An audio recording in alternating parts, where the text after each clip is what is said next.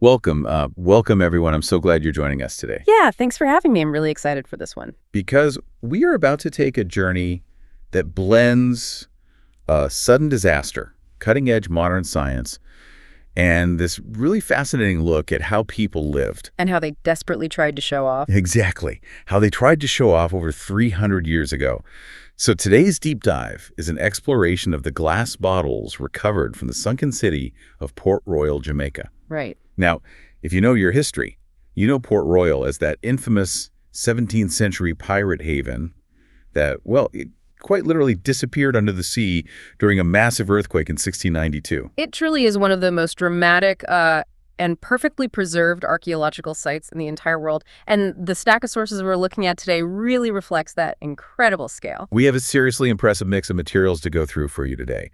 We're pulling from deep archaeological excavation reports from Texas A&M University. And the Institute of Nautical Archaeology. Right, them too. But we're also pairing those historical documents with some highly technical archaeometric studies from journals like Archaeometry and the Journal of Glass Studies. Yeah. And those papers specifically analyze the glass recovered from Port Royal, and then they contrast it with historical glass excavated from sites all the way across the Atlantic. Right over in Lisbon, Portugal. Exactly. So our mission for this deep dive is to synthesize all these different perspectives. We're going to uncover how the microscopic chemical makeup of these glass bottles reveals these massive technological leaps of the 17th century. And we'll contrast those Jamaican finds with the glass found in Lisbon to, map out the evolution of global trade. Plus, decode what these fragile artifacts tell us about the surprising social climbing of Port Royal's doomed citizens. It's a lot to cover, but it's such a great story. Okay, so let's unpack this by setting the scene. The sheer catastrophe of Port Royal is really what makes this entire scientific study possible in the first place. Yeah, it's the ultimate time capsule. Right. On the morning of June 7th, 1692, a massive earthquake struck Jamaica, and that was followed almost immediately by a tsunami. Port Royal was this booming, chaotic metropolis, right? But it was built on a very unstable sand spit. Which is just a recipe for disaster. Total disaster. The extreme shaking caused this geological phenomenon called liquefaction. Right, so the ground effectively lost all structural integrity and just turned to liquid. The sand vibrated so intensely that the water beneath it pushed up to the surface. Wow. So 2/3 of the entire city, and we're talking heavy brick forts, multi-story taverns, they simply slid vertically into Kingston Harbor. It's just a terrifying image. But from an archaeological perspective, it created something extraordinary, right? Oh, absolutely. What's fascinating here is the specific environmental condition created by that disaster. Because the buildings sank vertically and were instantly buried under tons of sediment and water, they were sealed in this oxygen-depleted anaerobic environment. And no oxygen means? The lack of oxygen means that the normal processes of decay just stopped dead in their tracks. It preserved organic materials that would normally rot away in a matter of months. It's basically an underwater Pompeii. I mean, the preservation is so complete that the sources mention archaeologists finding a crystallized cricket perfectly preserved inside an upended liquor bottle. Yeah, that detail is just wild. Wait, a literal cricket, just frozen in time from 1692. A literal cricket, perfectly intact. And that specific timeline stopping abruptly on a single morning in 1692, it perfectly frames a major global transition in glassmaking. Okay, let's get into the glass. So if we go back just a few decades prior to the earthquake, the dominant glassmaking traditions in Europe, particularly the French and the Dutch, they relied heavily on wood-fired furnaces. And they produced what was called verre, or just common green glass. And the sources note that this wood-fired glass was incredibly thin and fragile. Which made me wonder, if you're shipping a cargo hold full of French wine across the ocean, how do they keep it from just shattering the second the ship hit rough waters? That was a huge problem. They had to painstakingly wrap the bottles in protective straw or wicker jackets just to give them a fighting chance in the cargo hold. Which sounds so inefficient. It was inefficient and it was expensive. But the glass found in the mud of Port Royal tells a completely different story. It represents a distinctly English innovation that genuinely changed the world economy. Okay, so what exactly was this English innovation that made their bottles so much better? It was the shift to coal. Coal? Yeah, the English started using coal-fired glass houses, which allowed them to reach much, much higher temperatures than wood fires ever could. And this incredibly hot furnace produced what archaeologists and collectors call black glass. Black glass. I mean, that sounds very pirate appropriate, but the sources say it wasn't actually black, was it? Not quite, no. If you hold one of these really thick bottles up to a strong light, it's actually a dark olive green or an amber green. Okay. The chemistry of this glass is what makes it so revolutionary. It has a high lime, low alkali composition. Which is abbreviated as HLLA in the research, right? Exactly, HLLA. The dark tint comes from iron impurities that were naturally present in the sand they used.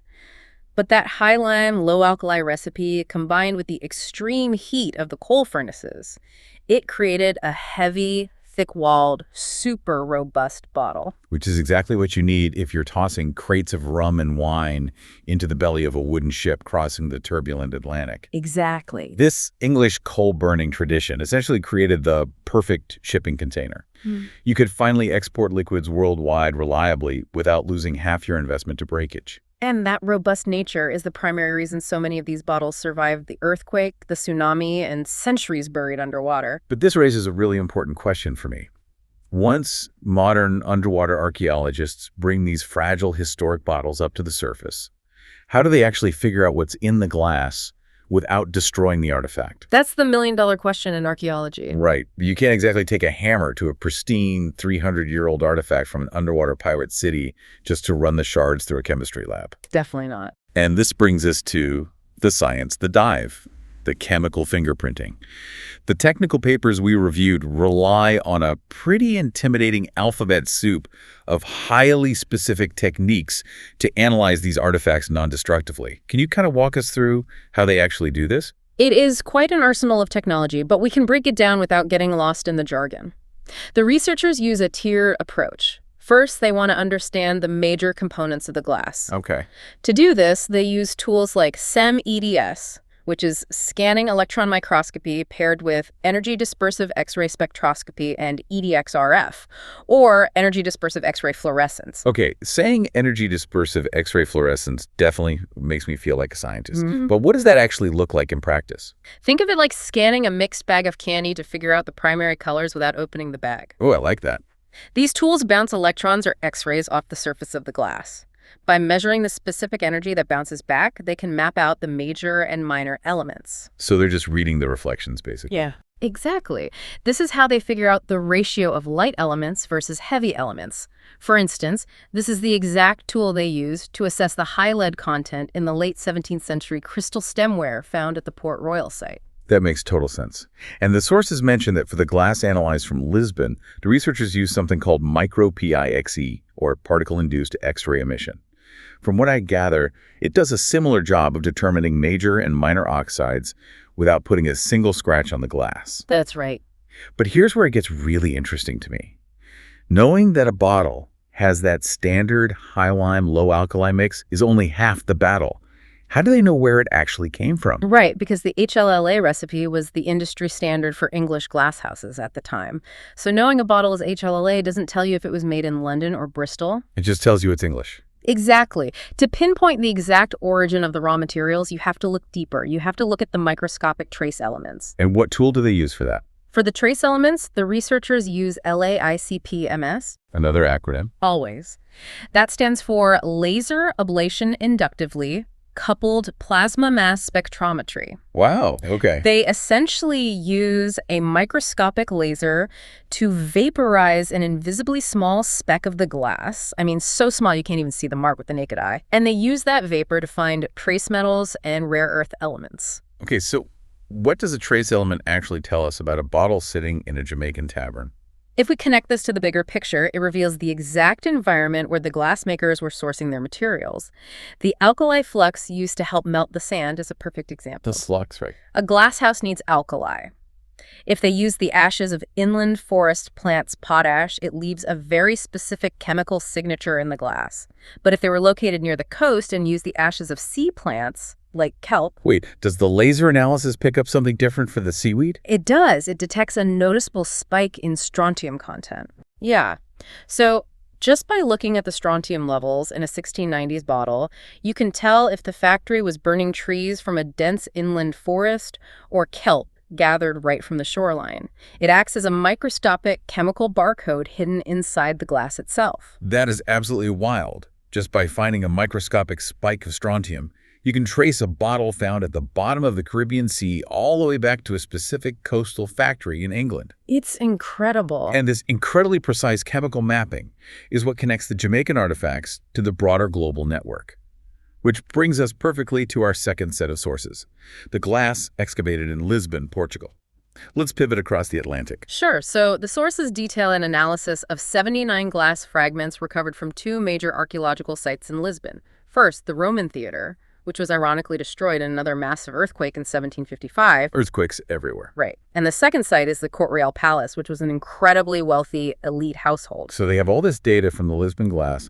How do they actually compare it to the Port Royal glass or the English factories? They use a statistical tool called Principal Component Analysis, or PCA.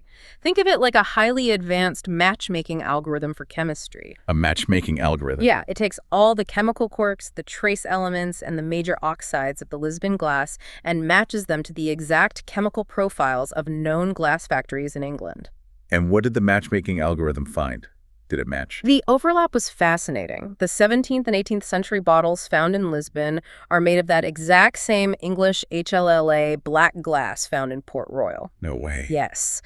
The PCA algorithm showed that many of the bottles found in Lisbon were a near-perfect match for the chemical signature of specific English manufacturing centers, like Bristol and Silkstone. So why is English glass showing up in Portuguese palaces? This is a beautiful physical validation of historical trade agreements, specifically the Methuen Treaty of 1703 between England and Portugal. That treaty heavily favored the exchange of English-manufactured goods, like textiles and glass, for Portuguese wines.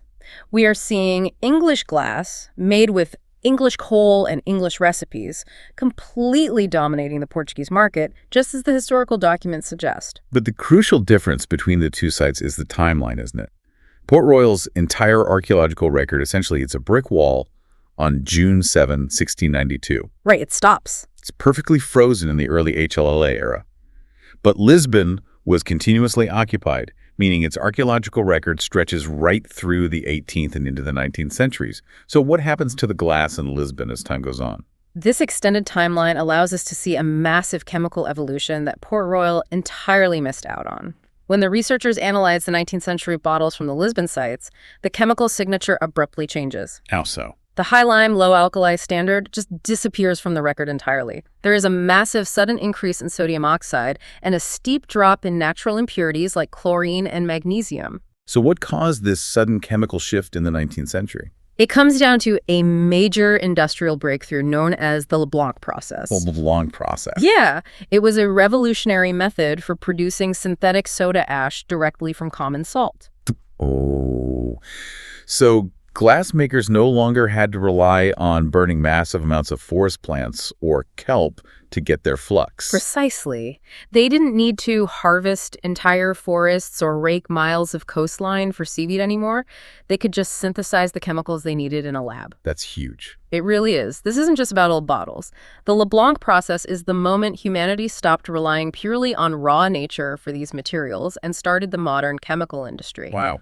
By comparing the two earthquake sites, Port Royal gives you a perfectly preserved snapshot of early raw coal-fired glassmaking, while Lisbon shows you the exact moment the Industrial Revolution fundamentally changed the chemistry of the everyday objects sitting in your own kitchen right now. It is a phenomenal contrast. But, while the chemistry tells us how the bottles were made and traded, the physical modifications of the bottles tell us about the people who bought them. Let's bring the focus back to the doomed citizens of Port Royal. Let's do it. The city had a legendary reputation across the globe as the wickedest city on earth, a haven for pirates, privateers, and every sort of vice imaginable. But the glass assemblage proves that it was actually a highly complex, heavily stratified society that was absolutely obsessed with the display of wealth. The archaeological evidence really challenges the popular pirate myth, and there's no better indicator of that obsession with status than the practice of bottle sealing. This blew my mind when I read the sources. Yeah. Customizing a glass bottle with a personal seal, where the glassmaker drops a hot glob of glass on the shoulder of the bottle and stamps it with a custom metal die cost 5 pence a dozen. Which is a lot back then. Right. That made a sealed bottle nearly 1.5 times the price of an unmarked bottle. That is a huge markup just for a little stamp. Which tells us that applying a seal wasn't just about utility. It was about aggressive branding and social status. Yeah. You were paying a premium specifically to mark your territory and visually display your economic standing to anyone who visited your home or tavern. It feels incredibly modern, honestly. It's like buying the most expensive designer phone case today just to make sure everyone sees the logo when you take a call. Exactly. So what were they actually stamping on these bottles in 1692? The expert sources decode a few different types of seals. First, you had tavern signs. Port Royal was overflowing with taverns, and glass was still an expensive commodity. So a proprietor might stamp their bottle with a mermaid or a crown. Just keep track of their stuff. Exactly. This ensured that when a customer bought a bottle of wine to take away, that expensive container eventually made its way back to the right tavern for its deposit. It was essentially 17th century supply chain management. And then you get into the personal vanity, the personalized seals. The sources describe seals with a triangular layout of 3 initials. The husband's first name, the wife's first name, and their shared surname at the top. Right. It was the ultimate way to say, this is my private cellar, and I have the money to prove it. And at the very top of that social hierarchy were the armorial seals. These featured complex, deeply engraved coats of arms. The collection recovered from the mud actually includes a bottle seal bearing the armorial crest of Sir Henry Morgan himself. The famous pirate. Famous Welsh buccaneer who went on to become the lieutenant governor of Jamaica. You know, it really shifts how you think about that era. They weren't just hoarding gold in wooden chests. They were engaging in very early, very aggressive consumerism. Absolutely. In fact, the experts note that the middle-class citizens in Port Royal, the merchants, the tavern keepers, even the carpenters, were using high-end luxury items 20 to 40 years before that kind of widespread middle-class consumerism ever hit mainland England or North America. The data bears that out completely. The unique, fast-paced, high-risk, high-reward economy of Port Royal essentially fast-tracked the consumer revolution. And the items they were buying were incredibly specific indicators of gentility. We're talking about matched sets of imported porcelain, fine wines, and specifically leaded crystal drinking glasses. Yeah. The sources describe these heavy lead crystal stemware glasses with what are called heavy baluster stems. Right. And the design wasn't an accident, was it? Not at all. They were specifically designed to be held delicately between the first finger and the thumb of the right hand. Just the 2 fingers. Just the 2 fingers. Drinking from these glasses wasn't just about consuming alcohol. It was a highly choreographed physical performance of gentility. Wow. If you were sitting in a raucous tavern in the wickedest city on earth, holding a leaded crystal glass by the baluster with your thumb and forefinger, you were signaling to everyone in the room that you belonged to a new, elevated social class. It's wild to think about someone sitting in a tavern, delicately holding a crystal glass to prove their status amidst all that chaos. But I imagine that kind of imported luxury didn't just appear out of nowhere. Who was actually keeping this whole system running? Who was doing the labor to allow a carpenter to sip wine from a crystal goblet? This brings us to a crucial and sobering reality found in the archaeological record. This incredible concentration of wealth, the ability to buy imported lead crystal and custom-sealed wine bottles, was fundamentally fueled by 2 things. The dark side of all this wealth. Yes. The violent contraband trade and the horrific trafficking of enslaved Africans. The sources are very clear about this. Port Royal was a major hub for the enslavement of people in the Caribbean. How does the archaeological record physically represent this collision of worlds? The contrast is stark. Because right alongside the elite, imported European glass, the English lead crystal, and the Chinese porcelain, archaeologists found something else entirely. They found locally produced, handmade, coarse earthenwares. Now, those were made by the enslaved people. Yes. These earthenwares were made by the enslaved population of Jamaica.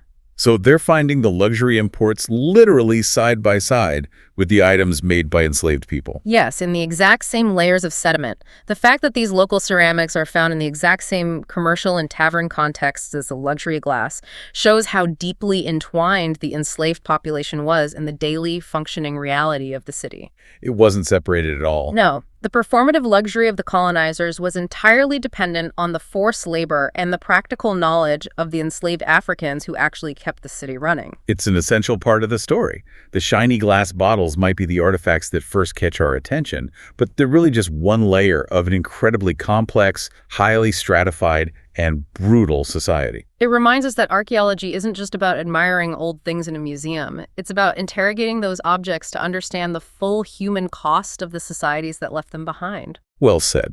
So what does this all mean? Let's sort of zoom out and recap what we've unpacked today. We started by looking at a city swallowed by the sea, and we learned how combining advanced chemical tools like LAICPMS, trace element analysis, and micro-PIXE with traditional underwater archaeology allows us to trace a massive technological shift. From the fragile wood-fired glass to the robust coal-fired English black glass. Exactly. We also use those microscopic chemical fingerprints to contrast a 17th century Jamaican pirate haven with 19th century Lisbon trade routes. Which revealed the exact moment the Industrial Revolution introduced synthetic soda into our everyday materials, completely changing global manufacturing forever. And finally, we saw how a simple glass bottle stamped with a 5-pence seal served as the ultimate status symbol for a doomed boomtown desperately trying to prove its gentility, all while masking the brutal realities of contraband and enslavement that funded it. It is a remarkable synthesis of chemistry, geography, and sociology. It really is. And as we wrap up, I want to leave you, our listener, with a final, lingering thought to chew on. We talked a lot about the glass itself today, but remember the environment it was found in. That anaerobic mud. Right. That anaerobic, oxygen-depleted mud of Port Royal preserved things so perfectly that organic matter like that crystallized cricket survived intact for centuries. Which means the glass container is only half the story. Imagine what future, even more advanced chemical analyses might be able to do with the liquid residues still trapped inside those sealed pharmaceutical vials and liquor bottles. Oh, that's a great point. The glass tells us who bought it and where it was made, but the residue could tell us exactly what they were drinking. We might one day be able to perfectly recreate the exact medicinal remedies the surgeons were mixing to fight tropical fevers. Or the precise vintage of the wine. Exactly. The exact chemical makeup of the wine they were toasting with in the taverns. The very moment the earth opened up and swallowed the city whole. Now that is a truly fascinating thought to end on. Thank you so much for joining us on this deep dive. Keep asking questions, keep looking closely at the everyday objects around you, and we will catch you next time.